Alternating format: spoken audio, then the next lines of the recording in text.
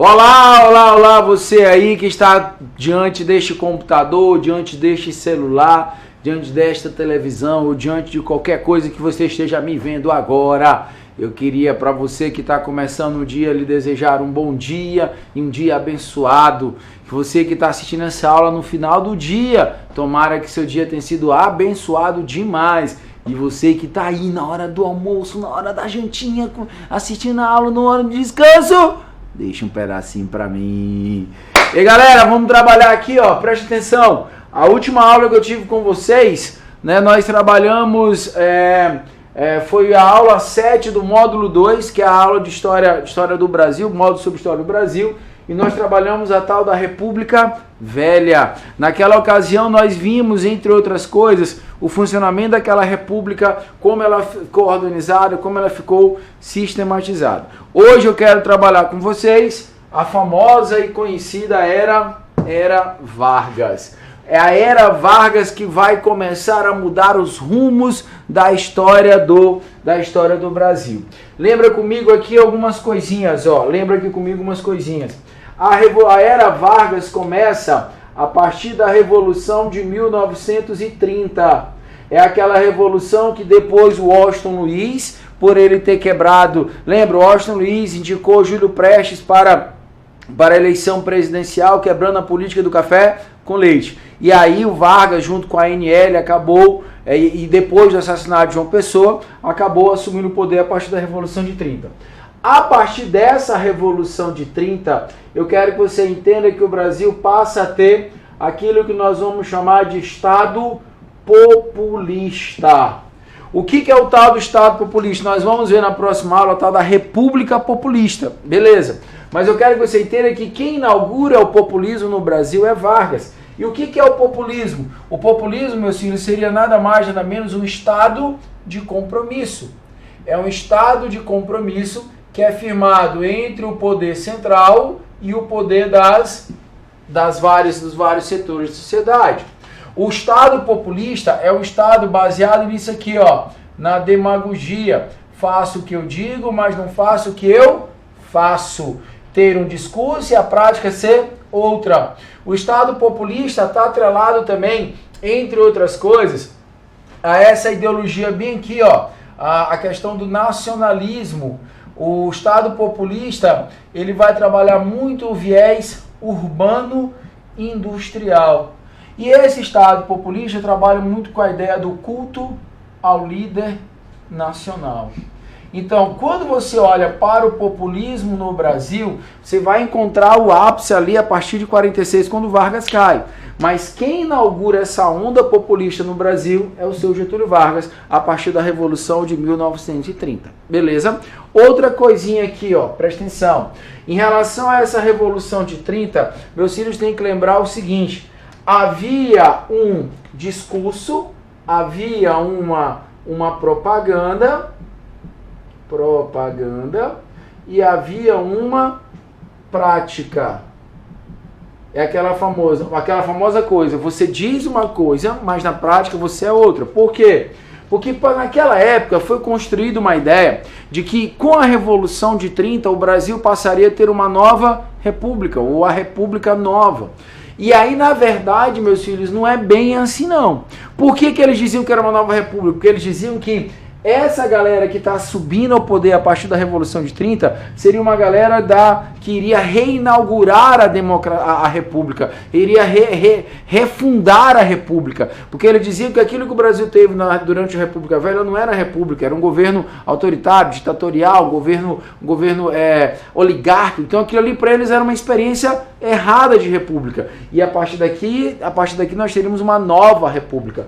Isso era o que era desenhado. Então, as pessoas que estavam lá de Vargas, os intelectuais que estavam lá de Vargas, vão começar a construir essa ideologia de que Vargas era o novo, né? A mudança que o Brasil precisava.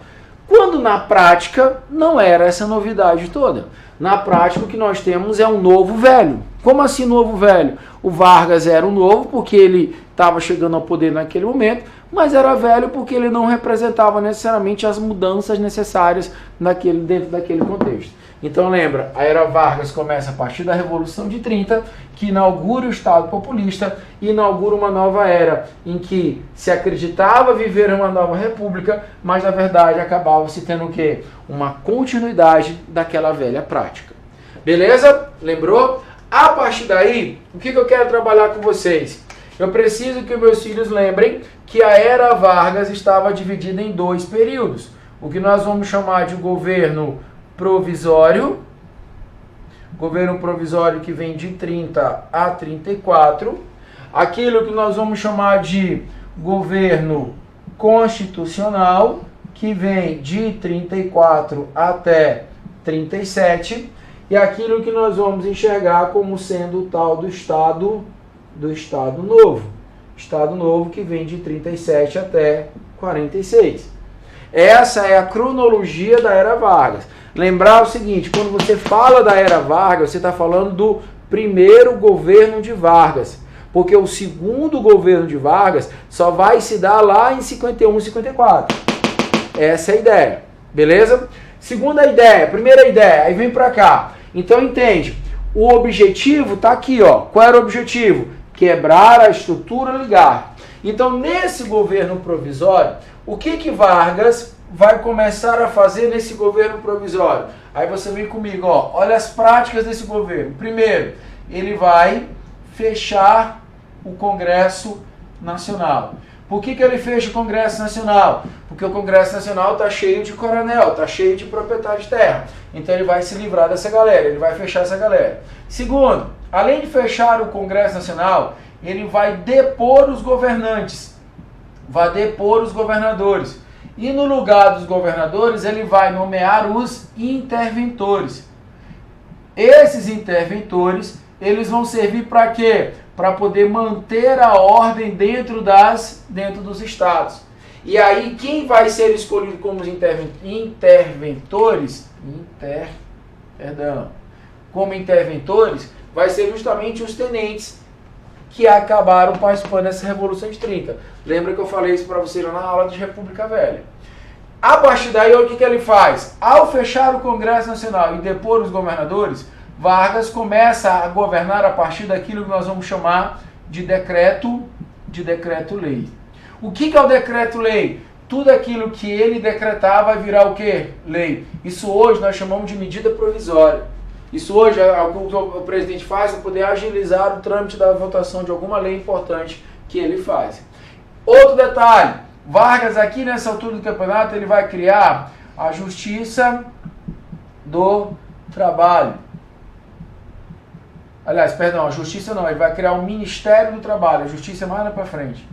Esse Ministério do Trabalho ele vai regulamentar a relação entre o proletariado e entre o operário. Entre o proletariado e os donos das fábricas, e a burguesia industrial. É aí, crianças, que você tem isso aqui, ó, a criação das famosas leis trabalhistas. E aí preste atenção. O que Vargas está fazendo no Brasil nesse momento é girar uma nova realidade, é girar uma nova engrenagem. Porque ao adotar essas medidas aqui, Vargas está beneficiando, está encaminhando o Brasil para o lado urbano. Está jogando o Brasil para o lado da industrialização, da atividade urbana.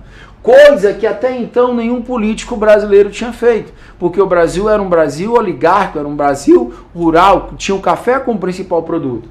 E aqui Vargas começa a se utilizar desse café, começa a utilizar dessa nova dinâmica econômica, dessa nova dinâmica política para um outro viés, para um outro propósito, que é justamente a questão urbana. Tanto é que essas leis trabalhistas, e quais são as leis trabalhistas? Salário mínimo, férias remuneradas, licença maternidade, diminuição da jornada de trabalho, carteira de trabalho, sindicalização. Essas leis trabalhistas, elas não foram concedidas para todos os trabalhadores. Essas leis trabalhistas foram concedidas aos trabalhadores que trabalhavam nas cidades, os trabalhadores que fossem sindicalizados e os trabalhadores que tivessem carteira de trabalho.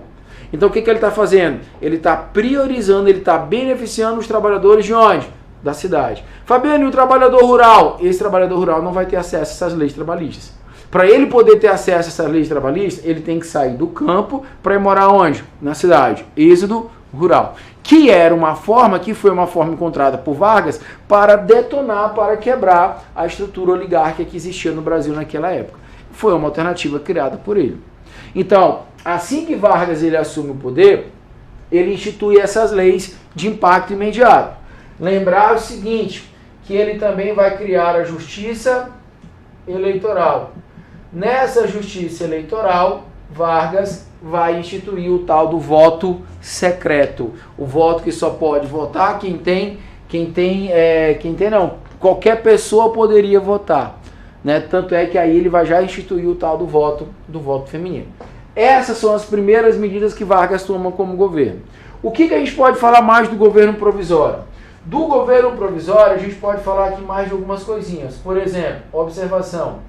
Em 1932, Vargas vai enfrentar talvez a primeira grande dificuldade dele, que é a tal da revolta constitucionalista,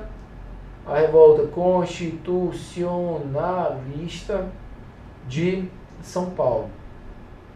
Essa revolta constitucionalista de São Paulo foi um enfrentamento que houve entre São Paulo e entre Vargas. Por que nós tivemos esse enfrentamento? O enfrentamento acontece porque São Paulo, olha só, São Paulo vai desejar, entre outras coisas, novas eleições. São Paulo vai desejar essas novas eleições. Além de desejar essas novas eleições, São Paulo vai desejar uma nova Constituição. E por que Vargas entra nessa guerra? Porque Vargas já estava há 2 anos como governante provisório. E não dava sinais que iria convocar uma eleição, não dava sinais que iria convocar uma assembleia, nada. E aí já era estranho, né? Se você imaginar um governo provisório de 4 anos, já é estranho. Imagina quando naquela época a galera via 2 anos de um cara que não convocava eleições, que tinha fechado o Congresso e estava amarrado tudo nas mãos dele. O que aconteceu? Em um belo dia, em uma dessas tardes lá em São Paulo, eu tive um grupo de estudantes que entrou em confronto com as tropas do Exército. E desse confronto morreram 4 alunos, Martins, Maraguaia, Drauzio e Camargo, gerando o movimento do MMDC. Esse movimento chamado de MMDC virou o símbolo de São Paulo na luta contra quem? Contra Vargas. E aí, crianças, é interessante você perceber que naquela época se tinha um temor muito grande de São Paulo separar do Brasil. Havia uma frase, um discurso que dizia que São Paulo era a locomotiva e os estados do Brasil seriam os vagões. Então, se São Paulo separasse do Brasil, o Brasil quebraria. E foi justamente em cima disso que Vargas trabalhou, jogando a opinião pública contra São Paulo. Vargas trabalhou a ideia de que São Paulo queria se separar do Brasil. Detalhe, São Paulo nunca teve esse intuito aqui. O que São Paulo fez foi para confrontar, para combater as ideias de Vargas dentro daquele cenário, dentro daquele ambiente. Então, em 1932, eu tenho essa revolta constitucionalista de São Paulo, com Vargas e São Paulo batendo de frente. Resultado, depois de 7 meses resistindo, São Paulo foi derrotado. São Paulo perdeu a guerra. São Paulo viu Vargas vencer. Porém, todavia, entretanto, Vargas, devido às pressões políticas, se viu obrigado, em 1934, a convocar uma Assembleia Nacional Constituinte. E desta Assembleia Nacional Constituinte, Vargas vai elaborar a nossa 3ª Constituição, sendo a 2ª Constituição Republicana, que é a Constituição de 1934. O que essa Constituição prevê? Essa Constituição vai prever, entre outras coisas, o voto secreto. Resumido, tudo aquilo que Vargas decretou, tudo aquilo que Vargas falou, vai ser jogado na Constituição. Por exemplo, o Ministério do Trabalho, as leis trabalhistas, a Justiça Eleitoral. Por quê? Porque eu quero que você entenda o seguinte. Quando Vargas cria uma lei dessa, essa é aquilo que ele chama de lei ordinária. O que é uma lei ordinária? Lei ordinária é uma lei que quando posta em votação, uma votação simples, uma maioria simples, pode mudar a lei. Quando eu pego uma lei ordinária e jogo dentro da Constituição, ela vira uma lei constitucional. E para você mudar leis constitucionais, você precisa ter os famosos 3/4 do Congresso Nacional, os famosos 75%. É mais difícil de alterar. Por isso que Vargas joga essas leis aqui. Claro que algumas dessas conquistas você encontra bem aqui, ó, como por exemplo o voto feminino. O voto feminino passa a ser válido para o Brasil dentro daquele cenário. Então, o Brasil passa a ter uma nova Constituição, uma Constituição que atendia a priori às necessidades de quem? De Vargas. Quer ver outra coisa? As eleições seriam diretas. As eleições seriam diretas. Só que Vargas, através de sua manobra política, disse o seguinte: não, a primeira não será direta. A primeira eleição será de forma indireta. E aí sabe por que ele jogou essa ideia da eleição de forma indireta? Porque essa Assembleia Nacional Constituinte está toda nas mãos de Vargas. E aí Vargas consegue ser eleito presidente do Brasil, depois de 4 anos de governo provisório, dando início ao que nós vamos chamar de governo constitucional. Entenderam aí, galera? Sim ou não? Essa é a ideia do governo provisório. Medidas para combater as práticas oligárquicas, confronto com São Paulo em 32 e a nova Constituição brasileira naquele momento. De boa? Aí nós vamos para onde? Para o governo constitucional.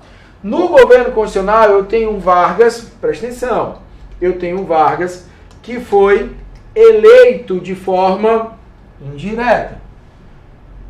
Eu tenho Vargas eleito. O mandato presidencial de Vargas começaria em 34 e iria até mais ou menos 38, quando ele devolveria o poder, sairia do poder e tal. O que chama atenção na gente durante esse governo constitucional é isso aqui, ó. É a conjuntura internacional. A conjuntura internacional. Ou seja, aquilo que estava acontecendo onde? No mundo. E aí é uma conjuntura de período entre guerras. É uma conjuntura marcada basicamente entre a posição entre os regimes totalitários, de um lado, e do outro lado, uma conjuntura em que eu vou ter o comunismo do outro. Então aqui, ó, a conjuntura internacional é marcada pela disputa entre os regimes totalitários. Quem são esses regimes totalitários? Nazismo, fascismo e o comunismo representado pela Revolução Russa. No Brasil, essa conjuntura ela vai ser representada pela AIB, Ação Integralista Brasileira, e pela ANL, Aliança ou Ação Nacional Libertadora. A AIB de corrente totalitária, liderada por Plínio Salgado, e a ANL de corrente comunista, liderada por Luiz Carlos Prestes. O mesmo lá da Coluna Prestes, que quando a Coluna Prestes acabou em 26, foi para a Europa, se deparou com as ideias comunistas e acabou se transformando em comunista. E aí, detalhe, Prestes ele estava exilado, Prestes ele era proibido de voltar para o Brasil. Pois bem, o que eu quero que você entenda? Que nesse período do governo constitucional, a grande briga, a grande disputa que existe aqui era entre esses dois partidos aqui. Tudo bem? Entre esses dois partidos. Tanto a AIB quanto a ANL dentro desse processo. Aí o que eu quero que você entenda? Vargas faz parte de qual partido? Da AIB ou da ANL? Qual? Nenhum. Ele está só observando isso aqui. O que vai acontecer nesse cenário? O que acontece nesse cenário é o seguinte, é aquilo que nós vamos chamar em 1935 de a intentona comunista. O que é a tal da intentona comunista? A intentona comunista foi uma tentativa da ANL de realizar um golpe comunista no Brasil. Os principais líderes aqui é o Luiz Carlos Prestes, que voltou clandestinamente para o Brasil para liderar essa revolta, e a sua esposa Olga Benário. Você já assistiu aquele filme Olga? Ele mostra muito bem. Se não, pode assistir, que é um filme muito bom. Agora, assim, se você estiver depressivo, triste, pensando em desistir, não assiste não, porque é um filme muito triste. No final, todos choram. Então, não é bom você assistir. Né, Vanildo? Tu gosta de filme de chora, Vanildo? Não. Não? O Vanildo gosta de filme mais alegre, né? É. Mais pra cima, né? Né? Mais LGBT, aquelas coisas, não? Não. Não? Rapaz, assume, rapaz. Aí tem muita felicidade, não dá. Tem muita felicidade, né? Tá certo. Então, o que acontece? A partir dessa intentona comunista, que foi uma tentativa, diga-se de passagem, frustrada de dar o golpe, de assumir o controle, Vargas vê ali uma possibilidade dele assumir o controle do processo. Esse fracasso da intentona comunista entre outras coisas, foi a luz no fim do túnel para Vargas. Por quê? Com a intentona comunista, o Brasil ele passa a ter isso aqui, ó. É instalado no Brasil um ambiente de medo. É instalado no Brasil um ambiente de medo, de terror. De quê? De que acontecesse no Brasil algo parecido com o que aconteceu na Revolução Russa. Ou seja, uma revolução de caráter socialista. Então esta revolução, esse cenário aqui, de uma certa forma, beneficiou Vargas. Por quê? Porque no auge da intentona comunista, Vargas decretou o estado de sítio. Estado de sítio, crianças, é decretado, estado de sítio, estado de calamidade pública, mas principalmente estado de sítio, ele é decretado toda vez que a segurança nacional do país ele é ameaçada.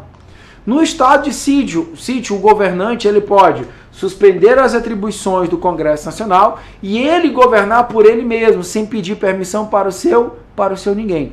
Então olha o que Vargas está enxergando. Vargas está enxergando uma possibilidade de voltar a fazer o que ele fazia antes de ser eleito. Porque ali no governo constitucional ele é um cara legalista, ele obedece às leis. Mas com a intentona comunista e esse ambiente que foi, esse ambiente de caos, esse ambiente de medo que é propagado pelo próprio governo, o que ele faz? Estado de sítio. O estado de sítio, a priori, era para poder combater a intentona comunista, para poder combater os efeitos dessa intentona.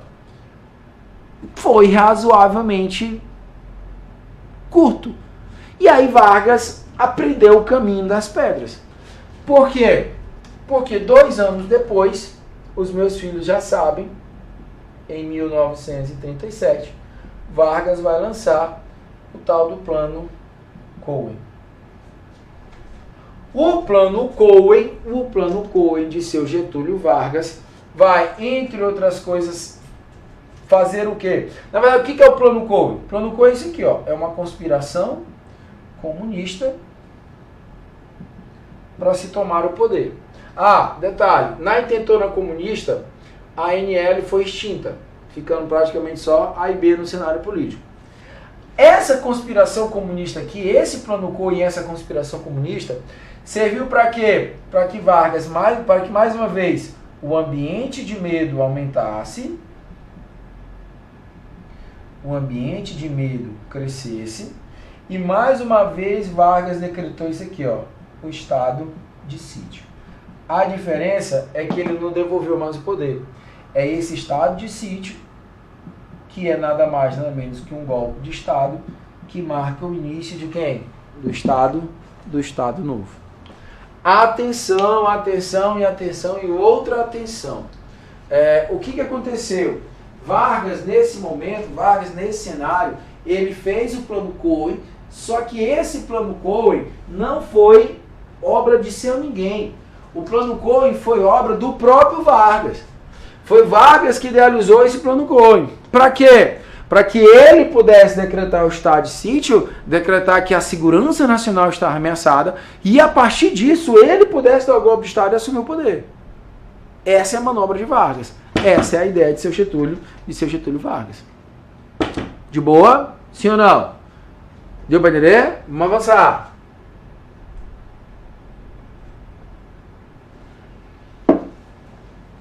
A partir daí, ó, jovens que estão aí do outro lado, acorda.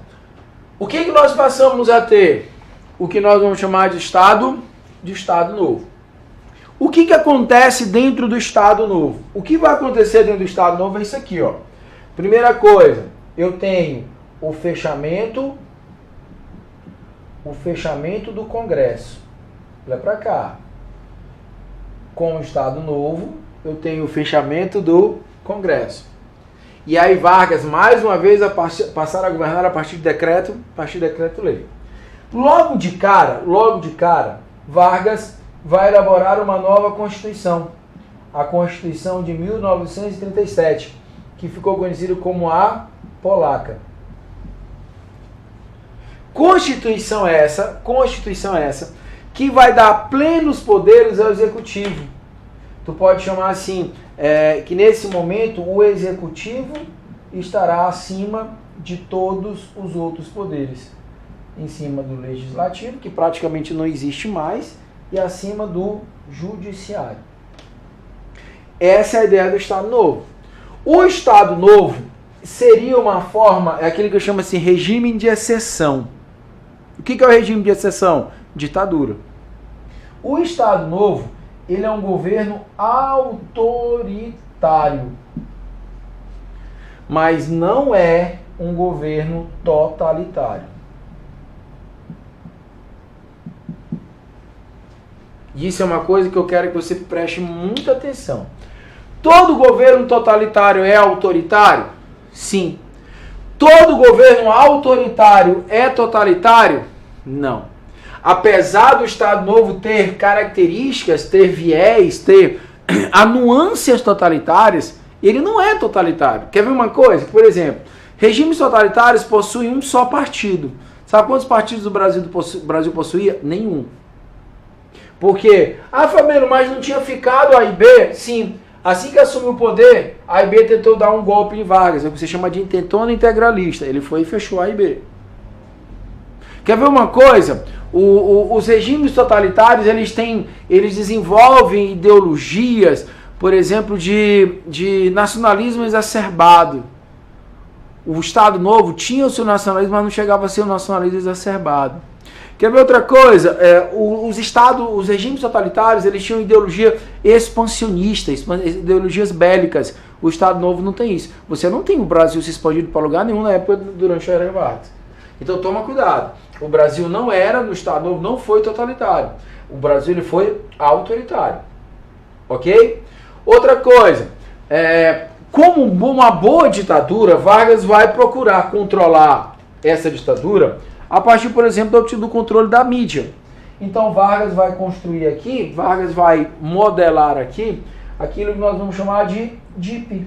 O que é o DIP? Departamento de Imprensa e Propaganda. Serve para quê? Para cuidar da censura. E aí entenda, a censura não é só para evitar notícias contra o governo. Não é só isso. A censura ela é montada, ela é instituída principalmente para quê? Para construir uma ideologia. A censura de uma ditadura não é só para impedir notícia, é para também criar notícias. Idealizadas, por exemplo, aqui a Voz do Brasil, que foi criada em 1935, ganha um papel muito forte na política de Vargas, mas forte demais. Além do DIP, Vargas cria também o DASP, Departamento de Administração do Serviço Público. Repetindo, Departamento de Administração do Serviço Público. Com que objetivo? Cuidar da administração pública, cuidar dos órgãos públicos. Sabe o que é isso? É uma forma de racionalizar a administração pública. O problema é que ele racionalizava isso prendendo, matando. É aí que você vai ter a figura do pelego, aquele do cagueta, que vai estar caguetando os seus amigos de trabalho, de olho na vaga de trabalho do cara. Entendeu? E aqui você tem a DAS. Essa é a política de Vargas durante o Estado Novo. Óbvio, evidente, que o alinhamento de Vargas é com quem? Com os regimes totalitários. Lembrar que aqui, 39, começa a Segunda Guerra Mundial. E aí, lá em 41, eu tenho um ataque à base naval de Pearl Harbor. O ataque à base naval de Pearl Harbor vai acabar gerando a entrada dos Estados Unidos aonde? No conflito. A entrada dos Estados Unidos aonde? Nessa guerra. A entrada dos Estados Unidos na guerra vai fazer com que a pressão sobre Vargas aumente. Para quê? Para que o Brasil também pudesse entrar na guerra. E aí sabe o que é o interessante? Quando a guerra começa, o Vargas ele adotou uma postura de não é comigo, eu sou neutro, não sou nada. Porque dentro do governo de Vargas você tinha pessoas que eram a favor dos Estados Unidos e tinha pessoas que eram a favor dos regimes totalitários. Olha o quanto o governo de Vargas ele era ambíguo. Tinha gente que era pró Estados Unidos e tinha gente que era pró regimes totalitários. E aí ele se manteve neutro. Porém, com a entrada dos Estados Unidos, a pressão para que o Brasil entrasse na guerra do lado dos Estados Unidos é muito grande. Mas sabe o que isso significava? Vargas entrar na guerra ao lado dos Estados Unidos significaria ele dizer o seguinte: vou lutar contra aquilo que eu sou. Por quê? Porque os Estados Unidos estão lutando contra os regimes totalitários, são regimes autoritários e ditatoriais. Ele entrar naquele time significa dizer o quê? Estou lutando contra aquilo que eu sou. Ou seja, a entrada do Brasil na guerra vai ser um tiro no pé no regime, na ditadura. E aí, Vargas, sabe aquela coisa que o cara assim, vou cair, mas vou cair atirando? É Vargas. Por quê? Para que ele pudesse entrar na guerra, Vargas vai conseguir o dinheiro necessário para construir a CSN, a Companhia Siderúrgica Nacional, localizada na cidade de Volta Redonda. A CSN, ou seja, essa Companhia Siderúrgica Nacional, ela é estabelecida, ela é instituída principalmente a partir de quem? A partir da entrada do capital externo. E aí o Brasil passa a ser um dos poucos países subdesenvolvidos que vai ter uma indústria de aço. Resultado, o Brasil entrou na guerra, mandou a FAB, a Força Aérea Brasileira, mandou lá os nossos tecotecos, mandou a FAB e mandou os nossos pracinhas, a Força Expedicionária Brasileira. E aí essa galera vai para a guerra, diferente da Primeira Guerra Mundial, em que a participação do Brasil foi pífia, foi só apenas para ajudar no envio de médicos, essas coisas e tal. Aqui não. Aqui houve um efetivo militar que foi enviado. O Brasil entra na guerra e aí qual é o resultado da guerra? A derrota dos regimes totalitários. Beleza? Nesse espaço de tempo, lembra que Vargas vai criar a CLT, a Consolidação das Leis Trabalhistas em 43, e vai criar a tal da Justiça do Trabalho. Tudo ia muito bem até o final da Segunda Guerra Mundial. Porque com o final da Segunda Guerra Mundial, o Brasil passa por um desejo de redemocratização. O Brasil passa por uma vontade de se redemocratizar.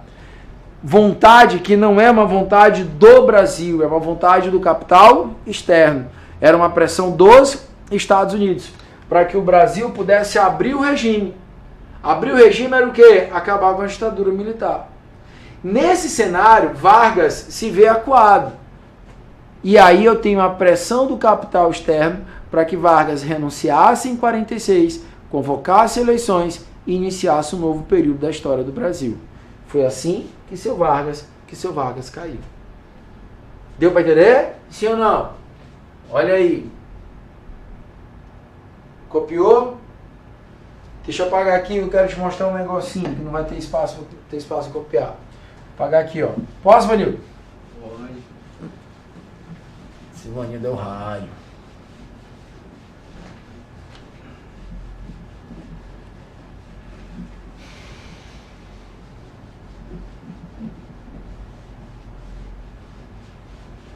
Deixa eu falar para ti só uma coisinha da era Vargas no que diz respeito à questão da economia. Ó, o Vargas é aquele que a gente chama de autoritário fofinho. Porque assim, se hoje o Brasil é o que é em termos econômicos, em termos industriais, em termos urbanos, é graças ao que Vargas fez aqui. É graças ao que Vargas instituiu aqui. Então, economicamente falando, é importante a gente dar uma olhada no que Vargas fez. E na economia eu quero destacar para vocês esse termo bem aqui, ó. E aí quando eu falo economia, eu estou falando dos 3 períodos, tá? Aquilo que nós vamos chamar de modernização, presta atenção, autoritária.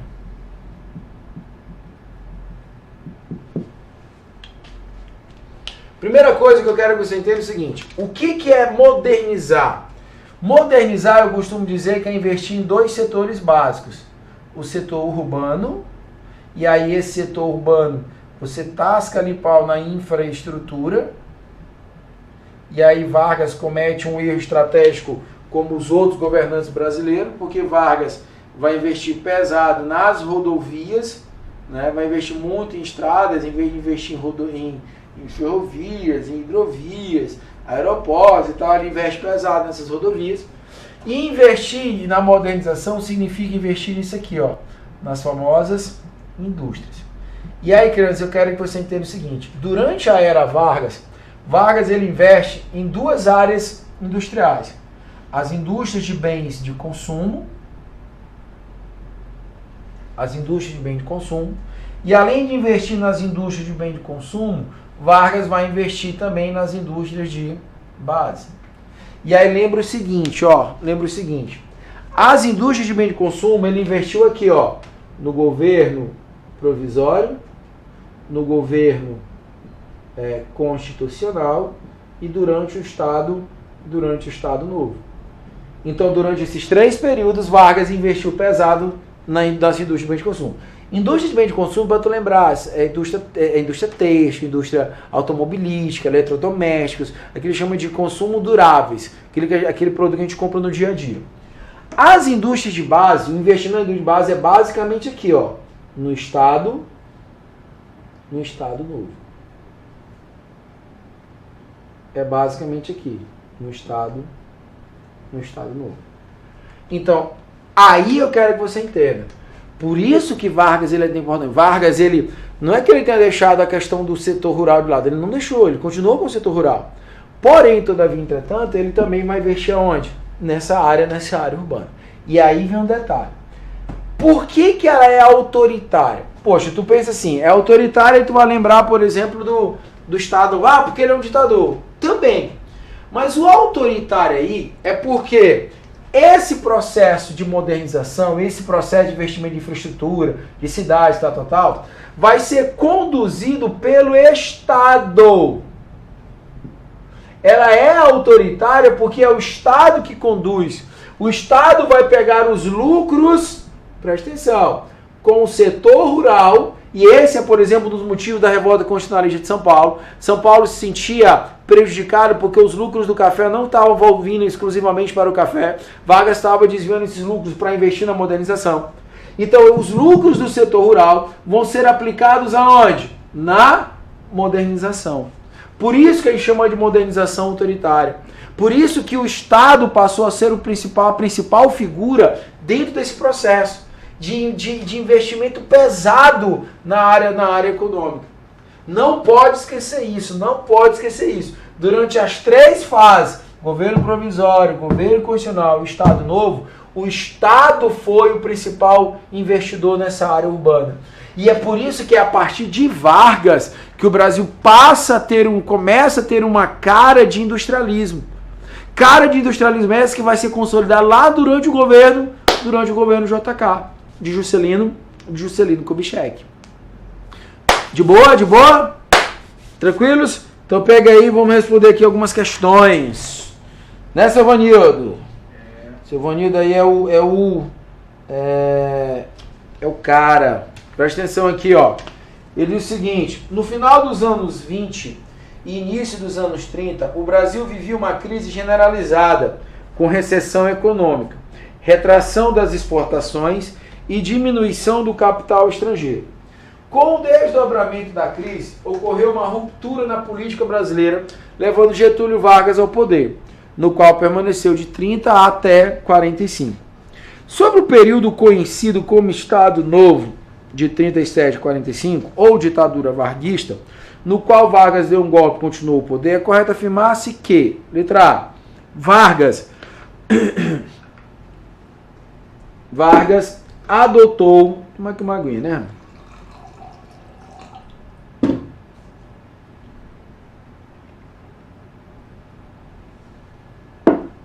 Vargas adotou as seguintes medidas. Primeiro, suspensão dos direitos individuais, claro, em toda ditadura você tem isso. Perda da autonomia dos estados, claro, porque a partir de agora os interventores vão mandar mais do que nunca e Vargas vai controlar esse processo. O poder central vai ser importante. E subordinação dos poderes legislativo, judiciário e executivo. Foi o que eu acabei de botar para vocês há pouco. Então está certo. Vamos ver as outras. Letra B. Apesar de ser uma ditadura, as pessoas não eram reprimidas? Nunca, jamais, não existe ditadura que não reprima. C. Apesar de ser uma ditadura, C. Não havia radicalização política no período, pois as pessoas eram satisfeitas com a qualidade de vida que tinham e desejavam mudança? Não existe isso, né, gente? D. Não foram criados órgãos para parlamento do Estado que vigiassem a sociedade? Acabei de falar para vocês da DIP, acabei de falar para vocês do DASP, tá falso. A própria Voz do Brasil, né? Letra E. Foi um período de democratização na sociedade brasileira promovido pelo Departamento de Imprensa e Propaganda? Não, de democratização não. A DIP é o símbolo da ditadura, então tá falso. Segundo, a resposta é a letra A. Segundo, observe com atenção as duas imagens que remetem à propaganda política durante a era Vargas, de 30 a 45, e responda o que se pede. A primeira tem aí, você, não sei o que, chumbo, uma coisa assim.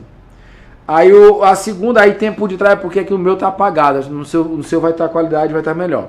Aí no meu, aí no fundo você tem a bandeira de São Paulo, né? O segundo tem, o Brasil precisa de você. Aí você tem atrás um cara também, os dois tem viés militar, mas atrás você tem uma bandeira com um símbolo. Esse símbolo é mais ou menos isso aqui, ó. Sou péssimo em fazer essas coisas, mas vamos lá. É mais ou menos isso aqui, ó. Esse símbolo é o símbolo da AIB, da Ação Integralista Brasileira. É a bandeira da AIB que está aí por trás. Aí ele vem. Aponte o elemento formal de mobilização comum aos dois cartazes. A utilização do Exército, das Forças Armadas como um sentimento patriótico, como um sentimento nacionalista. A questão do militarismo. B. Identifique os dois movimentos políticos representados nas propagandas a que se referem as duas imagens. A primeira é a Revolta Constitucionalista de São Paulo de 1932 e ali a segunda diz respeito à Ação Integralista Brasileira, a AIB. Mencione um traço convergente e outro divergente entre as plataformas desses dois projetos políticos. Um traço convergente, assim, o traço convergente é a utilização da força militar com o objetivo de alcançar os seus fins. Um traço divergente é que a Revolta Constitucionalista de São Paulo criticava o autoritarismo, criticava os desmandos de Vargas. Enquanto o segundo quadro vai defender um governo autoritário, um governo ditatorial. É basicamente isso, você responde as três questões, como diria o outro. Quarta questão. Atente ao seguinte excerto sobre o evento denominado pejorativamente pelo Congresso, pelo governo de Vargas, de intentona comunista. Intentona comunista é isso aqui, ó. Luiz Moreira, militar excluído das Forças Armadas, por participar da intentona comunista em novembro de 1935, teve reconhecido o direito de ser reintegrado ao Exército Brasileiro. A decisão da 5ª Turma do Tribunal Regional Federal da 2ª Região estabeleceu que ele será enquadrado como segundo-tenente, graduação que teria alcançado se tivesse permanecido em serviço até a sua reforma. Sobre esse evento, é correto afirmar que, letra A, diz assim, ó, tendo sido organizado pela ANL, Aliança Nacional Libertadora, que era liderado por Luiz Carlos Prestes, esse levante realizado por militares rebeldes satisfeitos do governo constitucional de Vargas, amotinou quartéis em Natal, Recife e Rio de Janeiro. B. Foi arquitetado e executado por membros da AIB. Falso. A ANL não foi pela AIB, né? C. Teve sua origem no movimento das Ligas Camponesas de orientação comunista. Liga Camponesa, você pode puxar uma setinha e colocar aí, ó. Governo Jânio Quadros, né? Aliás, governo João Goulart, só na época da ditadura militar. Tá falso. Foi o artimanha de Vargas que utilizou esse evento falso como justificativa perante a opinião pública. Aí, se ele estivesse falando do plano Cohen, a letra E estaria certinho. Então, a letra E. A letra D estaria certinho. Então, a resposta é letra A, de amor, Vanildo. Né, Vanildo? Quinta questão. Enem 2018. Aí tem um textinho que bota crianças aprendendo... Não dá para eu ler aqui porque a minha impressão tá péssima, tá? Essa imagem foi apresentada em cartilha escolar durante a vigência do Estado Novo, com o intuito de destacar a sabedoria inata do líder governamental, atender a necessidade familiar de obediência infantil, promover o desenvolvimento consciente das atitudes solidárias, conquistar a aprovação política por meio do apelo carismático e estimular o interesse acadêmico por meio de exercícios intelectuais. Qual é a resposta? Letra A. Destacar a sabedoria inata do líder governamental. O que é isso?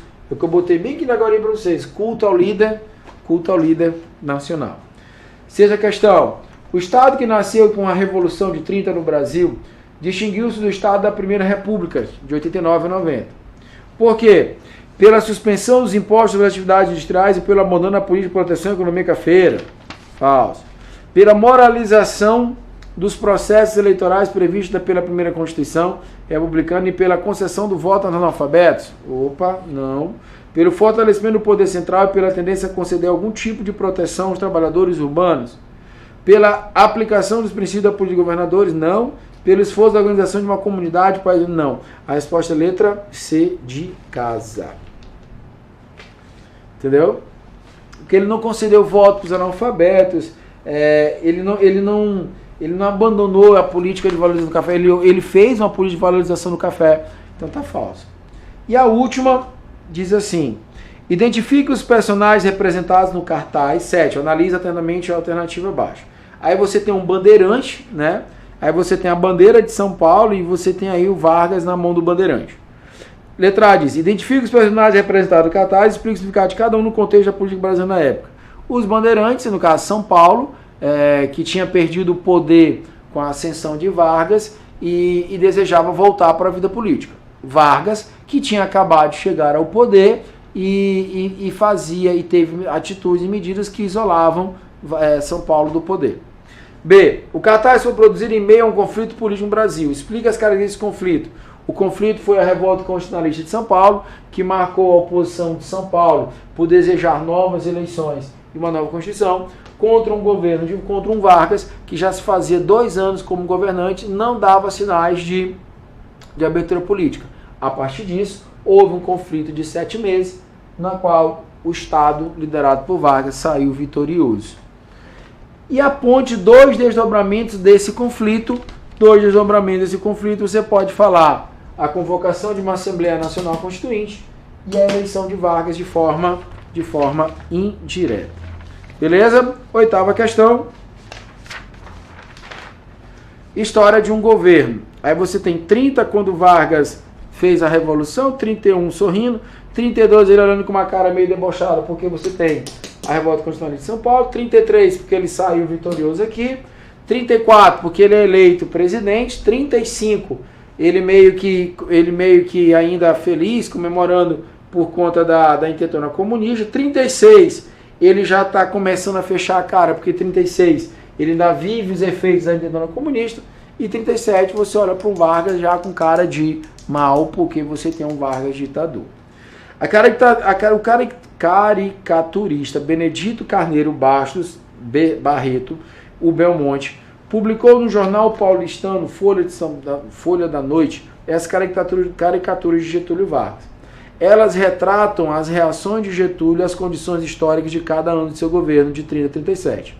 Escolha 2 quadrinhos, cite o momento histórico que cada um representa e explica as razões das reações emocionais de Getúlio nesse momento.